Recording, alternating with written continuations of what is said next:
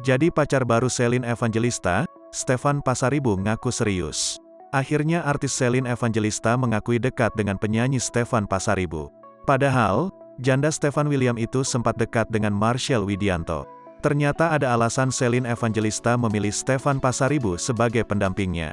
Diketahui, kedekatan mereka terungkap ketika Shelin Evangelista dan Stefan Pasaribu mengunggah foto bersama di media sosial. Dalam video itu, mereka diduga menghabiskan waktu berlibur bersama lantaran di Instagram Story keduanya memperlihatkan lokasi yang sama dan dipenuhi pepohonan. Tampak Shelin Evangelista dan Stefan Pasaribu yang sedang menjelajahi hutan dan sungai. Tak hanya di media sosial, Shelin Evangelista dan Stefan Pasaribu juga sudah mulai go public di keramaian. Ia pun mengungkap alasannya dekat dengan Stefan Pasaribu. Menurut Shelin Evangelista, ia dengan Stefan Pasaribu bisa saling melengkapi. Bisa melengkapi satu sama lain, juga, ujar Shelin Evangelista.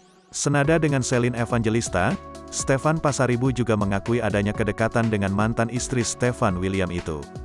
Dekat ya dekat banget sama keluarga, sama anak-anaknya, lucu banget kan, ucap Stefan Pasaribu.